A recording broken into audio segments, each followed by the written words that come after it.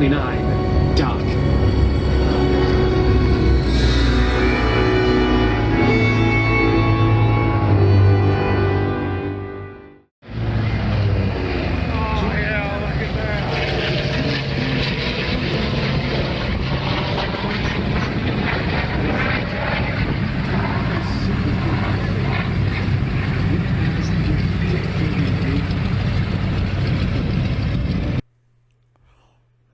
What is going on, everyone? Welcome back to my channel. If you're new to my channel, please feel free to go check out some of my other videos and see what the channel's about.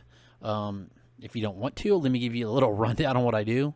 I'm not a full-time YouTuber. I don't plan on becoming a full-time YouTuber who wants to make this a job, and I'm not knocking people who do that at all. It's just not my thing. You know, I work full-time. I have an elderly mother to take care of, so this is just I don't want to say it's a hobby, but it's kind of a hobby. It's something that I can do where I can go out and learn things and, you know, have a blast doing it, because I'm going to let you guys know, all you guys that are returning, I've had a blast, guys, like just going to these museums, trying to learn things. There's other places that I've been, not just museums and things like that, but, you know, I love this, especially going to the military and aviation museums. I love it. I've been learning a ton. It's been a blast, and I enjoy what I'm doing. So, yeah, basically that's what I like to do. So we'll get on with the video. In today's video, I'm going to be talking to you guys and giving you guys a little bit of history about the place that I just actually was, Forbes Field in Topeka, Kansas. So I hope you guys will stick around and find out some interesting history about this place that was it was a former Army base. It was a former Air Force base, and it's still kind of an active base. But it's mostly shared between the Army National Guard, the Air Force, and it is civilian use. So they do use civilian planes and things like that there too as well. So let's get on with it, guys, and let's get into the history of Forbes Field in Topeka, Kansas. Alright, guys, let's go back to May of 1942. That is when the Army established the Topeka Army Airfield, the TAAF, in Topeka, Kansas, which is now known as Forbes Field.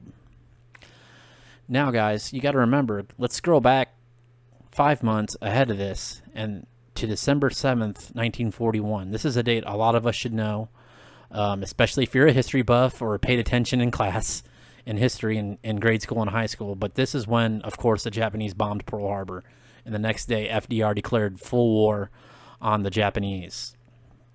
So with that, the military, they were looking to expand bases and increase military activity in the region, and that is why the Topeka Army Airfield was established. It was primarily a training base for B-24 Liberator bombers. Now, its military service from 1942 to 1945, it was home to the 333rd Bombardment Group, and they were involved in a lot of the battles in the Pacific, you know, like Okinawa, Iwo Jima, and a lot of others. There was quite a few battles in the Pacific. Now, in 1947, it was inactivated and then reactivated as a Strategic Air Command Base, an SAC. In 1948, it was established as an Air Force base, and it was renamed Forbes Air Force Base in honor of a local hero from the Topeka area, Major Daniel H. Forbes, who was killed in action in World War II. Now, in the 1950s, it played a crucial role in the Korean War, supporting reconnaissance and refueling operations. In the 1960s, it continued to serve as a strategic air base, housing various aircraft and units. Now, in 1973, that's when the Department of Defense decided to close the base due to base realignment and closure initiatives, BRAC. Now, it was during this time they created the Metropolitan Topeka Airport Authority to oversee the transition from military use to civilian use. In 1976, most of the base was transferred to the city of Topeka. In 1977, the Combat Air Museum was established in Hangar 602. Now, if you guys watched my video on the Combat Air Museum, you will see how cool it is in there. It's so awesome. There's a lot of history to learn.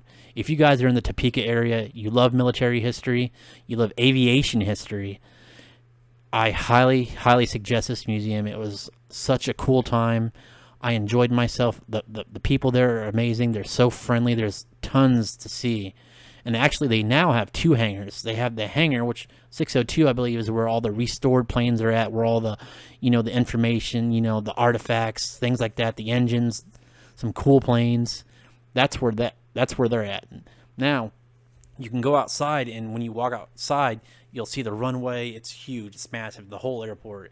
And you can actually see planes taking off and landing and stuff while you're walking over there. It's all roped off and everything, so it's safe. You're not walking out there onto the runway or anything. But when I was up there, I actually got to see some. I don't know if I said this yet, but I seen some T-38 Talon training planes, and we actually got to see 2 Blackhawks just sitting out there just running. I don't know if they were doing like system checks or maintenance, but it was cool. We just sat out there and watched them. They never went anywhere, but they were started, and you could hear them. It was so cool. So yeah. Now the second hangar that they have, which I think is cool, they have planes that are waiting to be restored or needing to be restored, and you can still go in there and look at them and check them out, and you can even walk up to them and look into them on some of them. And again, they have engines and stuff in there like the other one, but this is just stuff that needs to be restored. And what's cool is, what I noticed is, each plane has a donation box. So if you're up there, you can donate some money to help get these pieces of our history restored, because a lot of these planes, there's not a lot of them left. A lot of them are rotted away in airplane graveyards, or they were shot down in the war or destroyed, or they were scrapped for metal.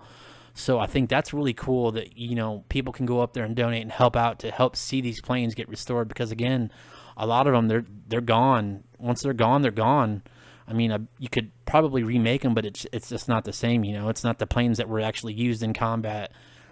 All these planes in these museums have stories to tell, places they've been and fought, and But again, great, wonderful place to go. It's full of information. I highly suggest you guys go there. If you're in Topeka, Kansas, go. Now we'll get back on topic, guys. I just wanted to throw that out there because it's a great museum, and they could sure use the help on donations and things, getting some of our history restored. So back on topic. Now in 1985, they built a new air terminal that was completed, replacing the previous facilities. Some of the past uses at Forbes Field, military operations wise, was they did a lot of training missions. They did reconnaissance missions. They did refueling missions. They had support for combat operations. Some of the aircraft that were there. Now, this is during different eras, guys, and I can't name every single plane that's been at that base or stationed there, because I'm sure there was quite a few, but just some of them were the B-24 Liberators, the B-29 Super Fortresses, the RB-47 Stratojets, and the KC-135 Stratotankers, and a lot of others. Now, when you go there, the way that I went in anyways, you pull up to the National Guard Museum, which I didn't know was there, which was cool. I didn't go in there and see a lot because I wanted to get to the Combat Air Museum, but they do have a retired KC-135 Stratotanker out front, and oh my God, that thing was so just gigantic. Like, walking around it, it was so cool. I've never been on a plane before, guys. I'm not gonna lie. I've never been on a commercial airline or big planes like that, and I've never seen one like super up close. And wow, just crazy fascinating. It's a cool looking plane for sure. I love that Stratotanker. It's big and it's awesome, just crazy. And they have a few more planes out front, like some bombers. They have a F4 Phantom, quite a few tanks, and it's a pretty cool place to go and look too. But anyways, let's get back on topic. But yeah, they've probably had quite a few planes stationed there, and it's probably be too long to make a list for you guys. But this is just a few examples. I know up there they have a lot of events. They have air shows and things, which I just missed one, which I'm disappointed because I couldn't go. But they have like I said, air shows, things like that. Aircraft demonstrations. They even have people, well, back in the day, they would have visits from high-ranking officials, military officials, and even Dwight Eisenhower actually visited Forbes Field at one point. Now, as a civil aviation, it started out it started out pretty small. It was limited to commercial flights served by regional airlines, and then it started growing. The expansion of passenger services and increased air traffic, from airlines like United Airlines, American Airlines, Frontier Airlines. Now, when I was up there, I didn't see any like huge planes like that, like from American Airlines and United Airlines and things like that. But maybe I'm on a different side of the airport and I just didn't see it. So I didn't see any planes like that. But I didn't go around the whole airfield. I was over by the National Guard museum and the Combat Air Museum. So I don't know. I didn't drive around and see how actually big the airfield is. And I do plan on going back up there here soon, and I'm going to actually drive around and just, see how big it actually is. I know it's big, but yeah, I didn't see any planes like that up there when I was up there. But, I was looking at museums and other things. I wasn't paying a whole lot of attention to, things that I wasn't there to see. So, part of the base was actually utilized for industrial purposes too, such as warehousing and manufacturing. Again, they do a lot of community events up there, and I have them on my Facebook, and they do quite a bit of cool things up there. Like they actually take pictures of their help actually restoring planes. I think they're working on restoring an F. I don't know if it's a F. I don't know if it's a Falcon or an Eagle. I think it's an Eagle. I'm actually not sure on that. I think it's an Eagle or it's a Falcon. I think it's an Eagle. I think it's an Eagle that they're restoring in front of their second hangar at the Air Combat Museum, that is. Or Combat Air Museum. I'm sorry, guys. I get that name wrong all the time, and I apologize. But that's the Combat Air Museum. You can actually see them restoring things on their website on Facebook. So if you want to see that, check that out. But they do a lot, like I said, they do a lot of cool things up there. Okay, guys, and like I said, this Forbes Field is actually shared by the Air Force and the National Guard, and it's a civilian-used airfield as well.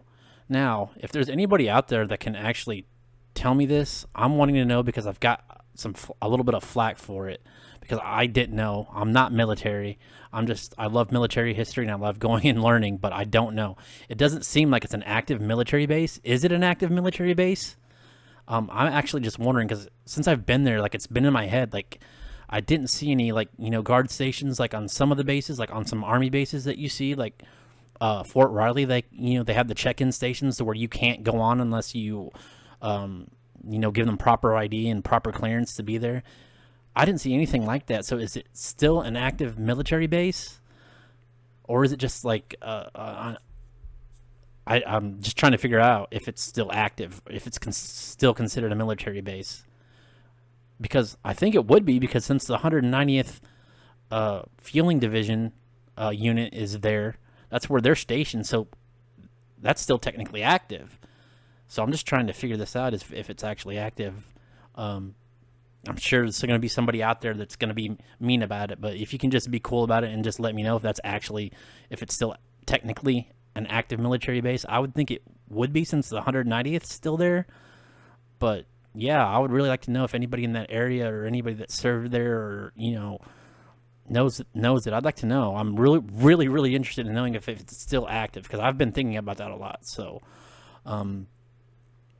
yeah, I just thought I'd give you guys a little bit brief history about Forbes Field, because I started looking into it the other night, and it has some pretty cool history. Really, it does. It's interesting. So I hope you guys enjoyed it.